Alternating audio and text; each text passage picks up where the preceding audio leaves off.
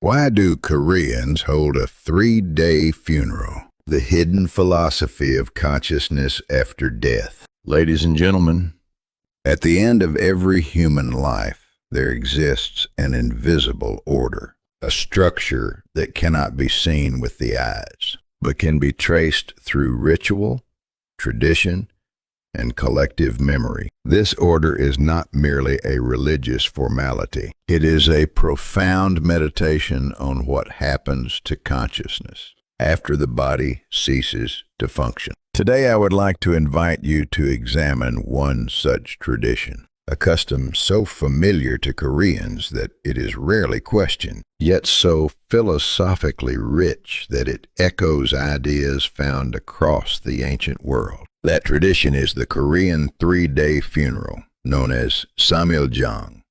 Before we begin, if you subscribe and turn on notifications, you will be joining a weekly exploration of life, death, consciousness, and the invisible thresholds that shape the human experience. Now, let us step into the heart of today's inquiry. Why 3 days?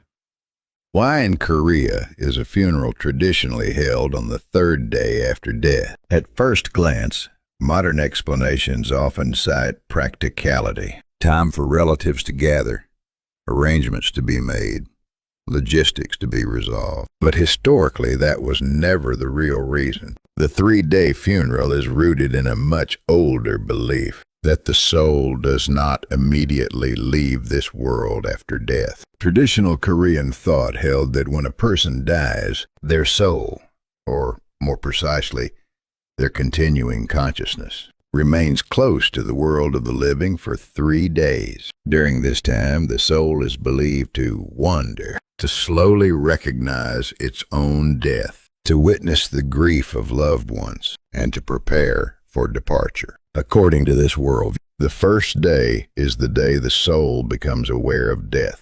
The 2nd day is the day the soul prepares for separation. The 3rd day is the day the soul finally departs. In other words, the 3-day funeral is not a farewell for the living alone. It is a ritual conducted for the soul itself during a transitional period, a liminal state between this world and the next. It is a ceremony performed before the soul has fully crossed over, a transitional state of consciousness. This idea that consciousness lingers after death is not unique to Korea. In Tibetan Buddhism, this transitional state is known as bardo, a word that literally means the intermediate state. According to the Tibetan Book of the Dead, Bardo Thodo, death does not bring immediate annihilation of awareness. Instead, consciousness passes through several intermediate phases between one life and the next.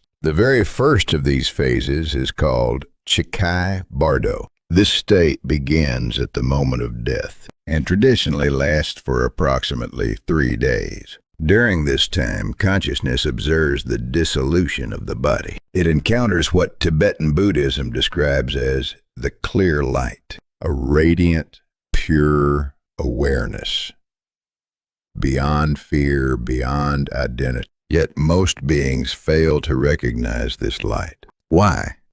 Because attachment, habit, fear, and ego obscure perception. Unable to rest in that clarity, consciousness drifts onward into subsequent bardos, eventually moving toward rebirth. This 3-day period, therefore, is understood as a critical transition, a fragile window in which awareness hovers between worlds, a striking parallel. Now consider this carefully. In Korea, long before Buddhist scriptures were formally studied, people believed that the soul remained for 3 days after death. In Tibetan Buddhism, consciousness remains in Chikai Bardo for approximately 3 days. Both traditions describe consciousness lingering after death, a period of recognition and transition, a threshold between worlds, a ritual obligation of the living to support the dead during this time. This similarity is not coincidental. Korean funeral customs emerged from a fusion of indigenous shamanism and later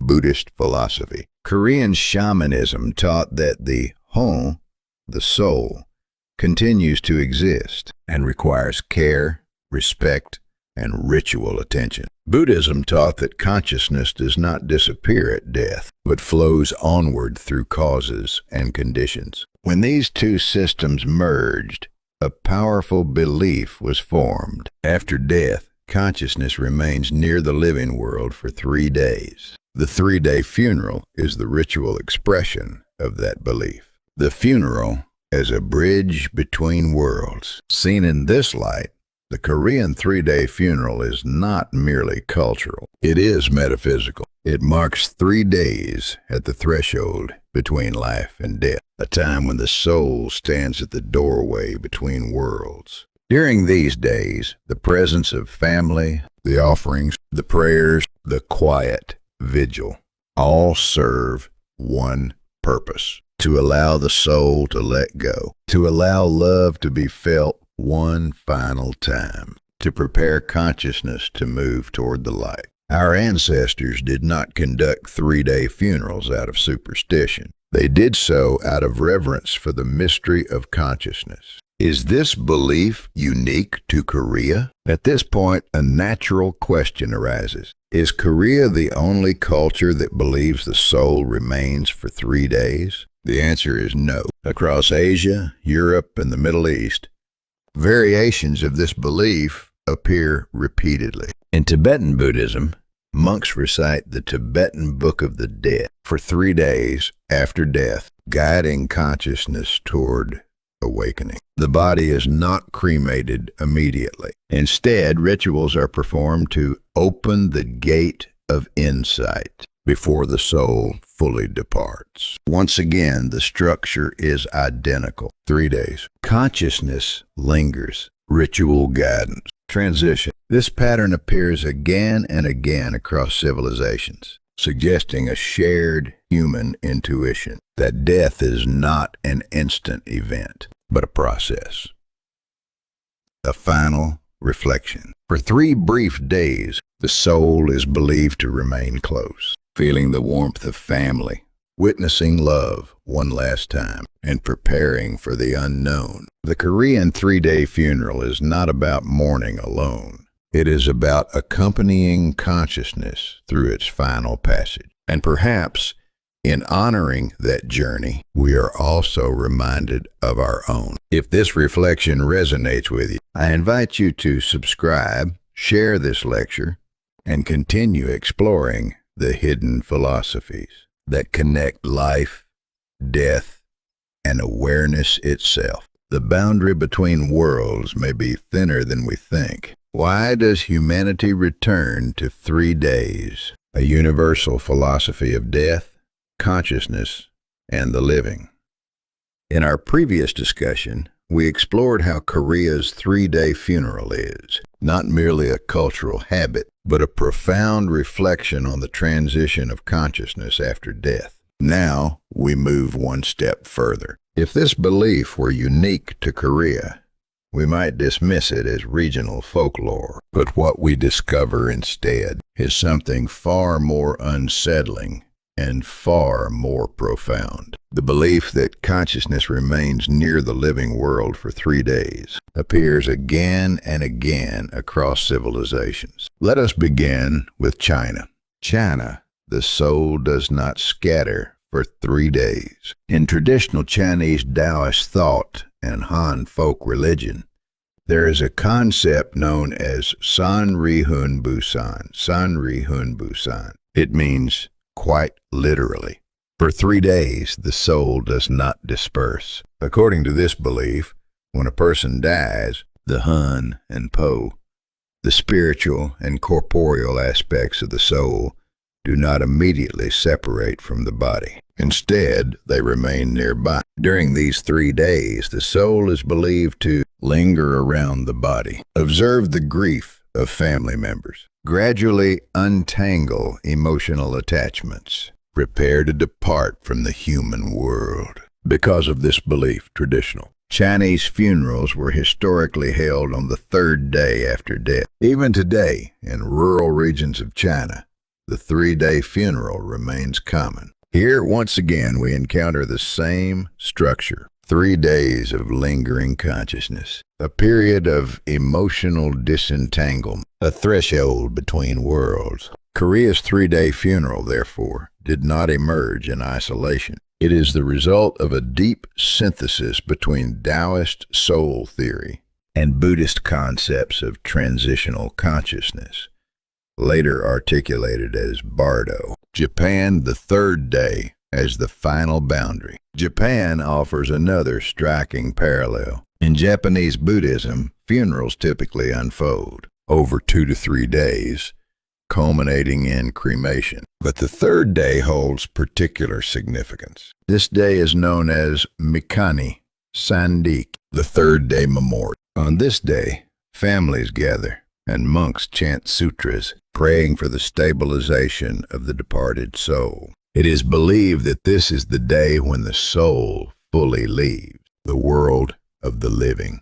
Once again, the 3rd day is treated as a boundary moment, not death itself, but the moment of departure. Different culture, different language, same intuition. Christianity, the 3 days between death and resurrection. Now we turn to Christianity. At the very center of Christian theology lies one of the most powerful symbolic uses of time in human history. Jesus Christ rose on the 3rd day. This 3 days is not a chronological detail. It is a theological statement. It represents the mysterious interval between death and resurrection, between descent and ascension, between the tomb and eternal life. Early Christian communities believed that after death, the soul lingered for 3 days before ascending to heaven. Because of this, many early Christians held 3rd day memorial prayers. Here, again, the pattern repeats. Death, 3-day interval, transformation or ascent. Eastern Orthodoxy, the 3rd day memorial. In Greek Orthodox Christianity and Eastern Orthodox traditions, this belief becomes ritualized. Memorial services are held on the 3rd day, 9th day, 40th day, and anniversary of death. The 3rd day memorial is particularly significant. It commemorates Christ's resurrection and symbolizes the soul's movement toward divine light.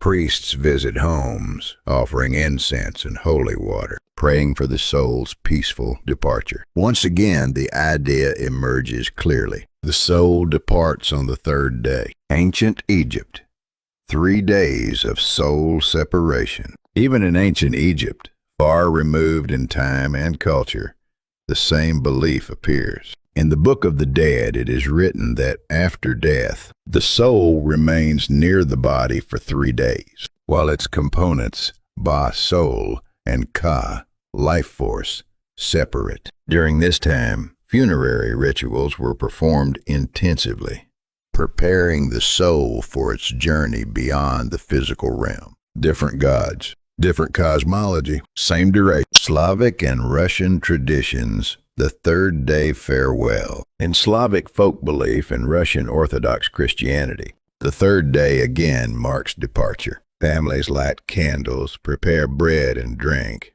and hold a final farewell meal. It is believed that on the 3rd day, the soul begins its ascent toward heaven. Across continents, across centuries, across belief systems, humanity returns to the same conclusion. It takes 3 days for consciousness to detach from the body, a universal human intuition. This convergence is not accidental. From Tibetan Buddhism to Taoism, from Christianity to ancient Egypt, from Korea to Russia, human beings have independently arrived at the same understanding. Death is not instantaneous. Consciousness transitions. For 3 days, the soul remains close. It observes. It feels. It prepares. Thus, the 3-day funeral is not merely ceremonial. It is humanity's shared philosophy of death. But now, a difficult question.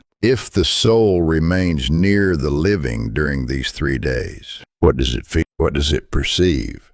And whom does it resent? This question is addressed surprisingly consistently across Buddhism, Tibetan Buddhism, and Christianity. All three traditions agree on one point. The consciousness of the dead remains sensitive to the emotions, words, and intentions of the living. The Tibetan Buddhist perspective. Consciousness feels everything.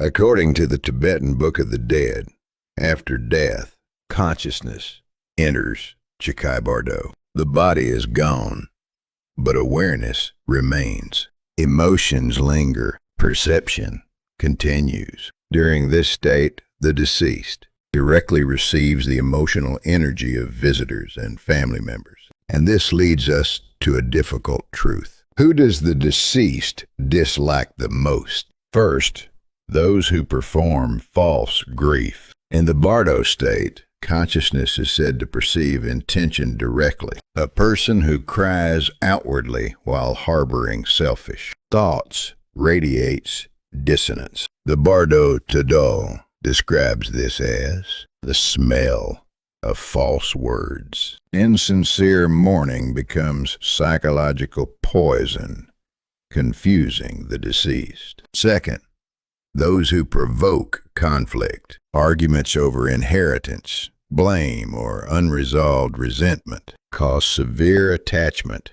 and confusion. Such emotional turbulence anchors consciousness to the lower realm, preventing it from rising toward light. Third, those who behave noisily or drunkenly. In Tibetan funerary language, loud voices, alcohol, and anger are called winds that scatter the soul. They disorient consciousness and obstruct its departure. The most harmful behavior of all, family attachment.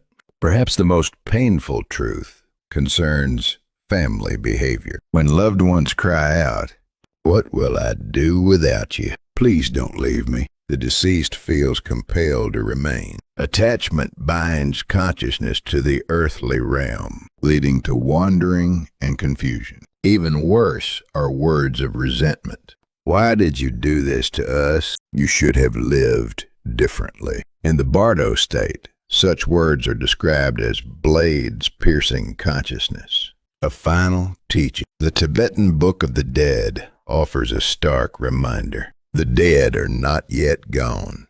Your words become their world. Korean Buddhism echoes this belief. In the 49-day memorial rites, it is taught that immediately after death, especially during the first 3 days, the soul remains in a confused state, deeply influenced by the prayers and emotional atmosphere of the family. Different names, same truth. Consciousness continues, and it listens. If this reflection has shifted how you think about death, mourning, and responsibility, I invite you to subscribe and share this lecture, because how we speak to the dead may shape where they go next and who we become in the process. What does the dead mind perceive? 3 days at the threshold of consciousness. According to the Tibetan Book of the Dead, from the very moment a person takes their final breath, and for approximately 3 days thereafter, the consciousness of the deceased enters a state known as Chikai Bardo. This is the first intermediate state between death and rebirth, a liminal condition in which the individual is no longer alive, yet not fully departed from this world. During this period, the consciousness of the deceased is described as hovering at the boundary between worlds, neither anchored to the physical body, nor yet released into the next stage of existence. Although the body has been shed, the mind has not vanished. On the contrary, Tibetan Buddhist texts describe the deceased as still capable of feeling, perceiving, remembering, and reacting. Emotions have not disappeared. Thoughts have not gone silent. Only the physical vessel is gone. This raises a deeply unsettling question. If the dead are still aware, what affects them most? The visitors, the dead, suffer the most. The Tibetan Book of the Dead offers a striking and uncompromising answer. The consciousness of the deceased is most distressed not by silence, not by tears, but by falsehood.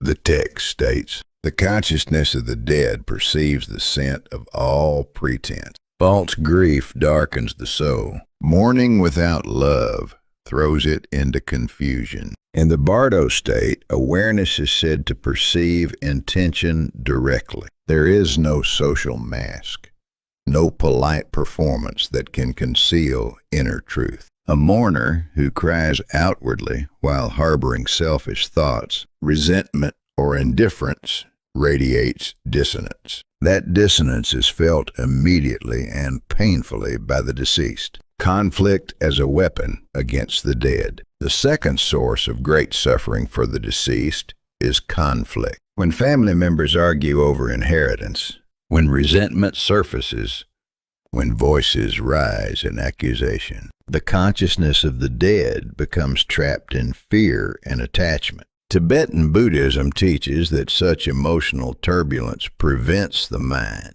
from recognizing the clear light, the radiant awareness that appears immediately after death. Unable to follow the light, consciousness sinks into darker emotional states. Confusion, clinging, regret. For this reason, Tibetan monks chant the Bardo Thodol during funerary rites. The recitation is not symbolic. It is a direct guidance, a voice intended to stabilize the deceased's mind and gently direct it toward luminosity. The teaching is clear. Only quiet sincerity can guide the dead safely forward. The Korean Buddhist perspective.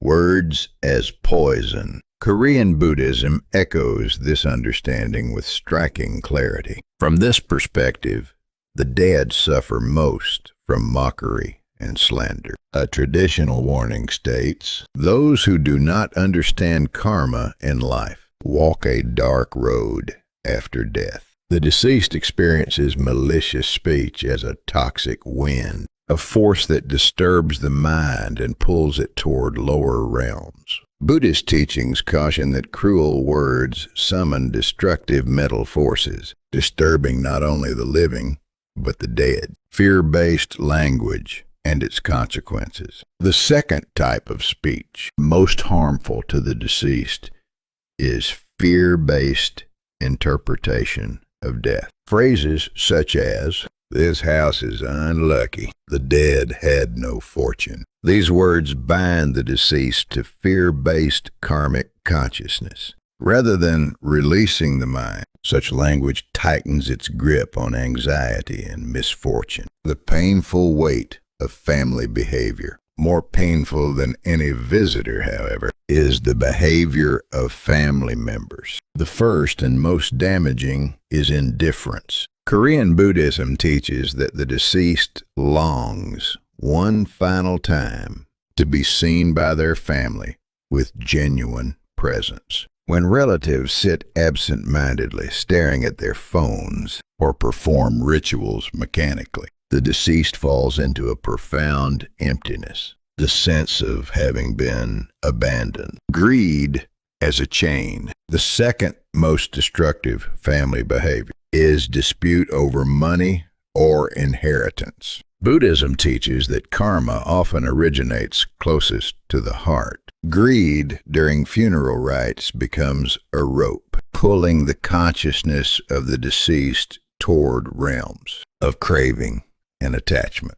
A teaching from the Great Treasury Sutra. The Maharatnakuta Sutra, DOUK1 states, "The mind of the dead rides upon the wind and reaches the words of the living. Therefore, be silent and pray in stillness." This sutra, whose name means the great treasury of Dharma, emphasizes that speech during mourning is not neutral. Words travel, words arrive, words shape world. The first 3 days matter most. Korean Buddhism teaches that for 49 days after death, the soul seeks the path of rebirth. But during the first 3 days, the deceased remains especially close to the family. During this time, harmful speech cuts like a blade. Statements such as, "This family is cursed," "The dead had bad luck." These words pierce consciousness. The deceased hears not only the words, but the emotional vibration beneath them. Attachment deepens. Release becomes difficult. In extreme cases, Buddhist texts warn that the soul may fail to pass through the gate of rebirth, lingering instead as a restless spirit. Christian perspectives let the soul depart in peace. Protestant Christianity offers a parallel insight. Christian belief holds that after death, the soul briefly takes leave of its loved ones before entering the presence of God. Thus, the greatest harm comes from worldly chatter. Discussions of inheritance, property, or money reduce the funeral to a marketplace. Scripture warns, there is a time to mourn and a time to refrain from laughter. Ecclesiastes 34. Fear of the dead as a moral failure. Another deeply harmful attitude is fear of the deceased. Expressions such as, "What if the dead become a ghost?" These words impose anxiety upon the soul. Christian teaching emphasizes that the departed should be guided peacefully, not burdened with fear, when grief turns into a chain. Finally, Christianity warns against endless resentment and despair. Questions such as, why did God take them? Such resentment obstructs peace, not only for the living, but for the departed. A closing reflection. Across Tibetan Buddhism, Korean Buddhism, and Christianity, the conclusion is remarkably consistent. The dead are not deaf. Consciousness has not vanished. Words still reach them. The first 3 days after death are not empty time. They are a fragile crossing, and how we speak, how we feel, how we remain present may determine whether the dead find light or remain bound to shadow. If this reflection has reshaped how you view mourning, I invite you to subscribe and share this lecture. Because in honoring the dead with sincerity and silence, we may also be learning how to live. Forgiveness, peace, and the final gift we give the dead. From a Protestant Christian perspective, there is one family behavior that causes the departed soul profound distress: the refusal to forgive. When unresolved conflict remains, when resentment is carried all the way to the final farewell. Christian theology teaches that the soul loses its channel of love and remains suspended, unable to move forward in peace. Scripture reminds us in John 14:27, "Peace I leave with you, my peace I give you. Do not let your hearts be troubled, and do not be afraid." To enter a funeral hall, then, is not merely to pay respects to the dead. It is to step into a space where consciousness has not yet fully departed. Every word we speak, every emotion we harbor, becomes either a blade or a warm light to the one who is passed. Therefore, the task of the living is simple, but not easy. To pray quietly, to love gently, to let go without clinging. This, ultimately, is the shared wisdom of Korean Buddhism, Tibetan Bardo teachings, and Christianity alike. Peace before departure. Christian tradition holds that after death, the soul lingers briefly near loved ones before returning to the embrace of God. Once again, Scripture speaks plainly. Peace I leave with you. John 14:27. Peace is what the departed seek. Yet there are mourners who disturb that peace. Those who engage in worldly conversation. Who inherits what? How much is a house worth? Transform the funeral into a marketplace. Ecclesiastes warns us. There is a time to mourn. Ecclesiastes 34. Equally troubling are families who remain trapped in resentment.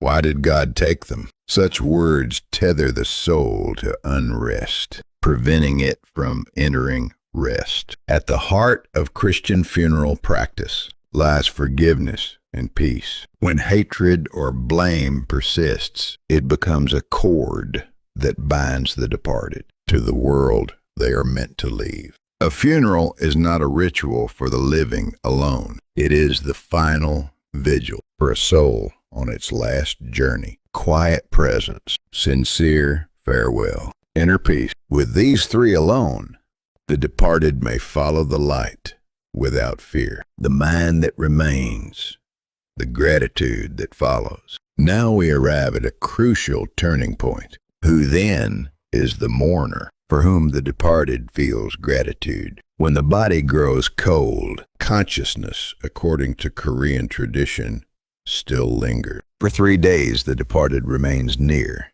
not fully aware of death, sensing instead the emotional currents of family and visitors. This is the foundation of the Korean 3-day funeral, and it corresponds directly to the Chikai Bardo, the earliest intermediate state described in Tibetan Buddhism. In this state, the deceased wanders through light, sound, and emotion, unable to distinguish clearly between dream and reality. At this moment, the emotional vibration of the living matters most. 2 attitudes become guiding lamps: grief without despair, a calm conviction that says, you must go toward the light.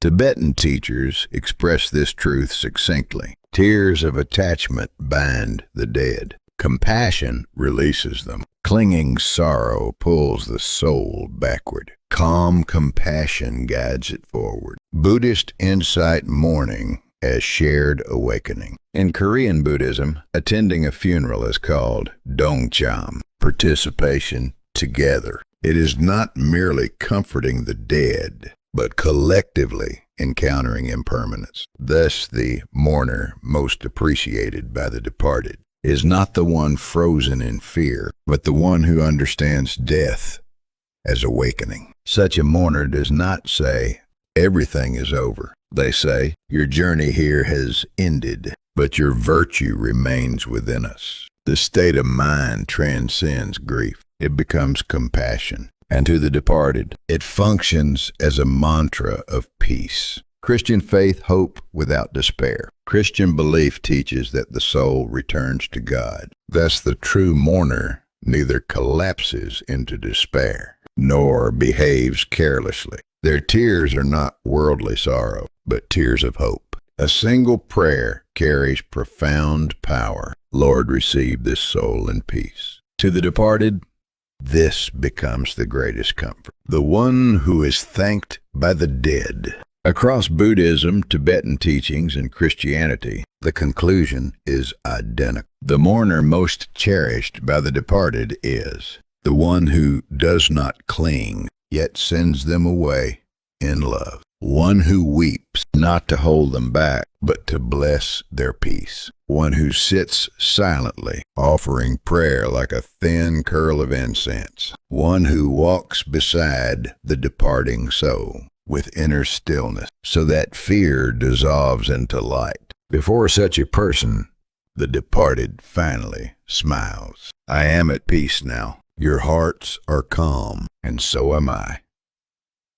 Thus, mourning is not merely farewell. It is the lighting of a lamp for the soul's final road. That lamp is not incense, nor flowers, nor words. It is the calm and compassionate mind of the one who remains. If, like today's reflection, you wish to learn the wisdom of letting the departed go in peace and training the heart to love without attachment, I invite you to walk this path with me. Subscribe and let us continue this journey together.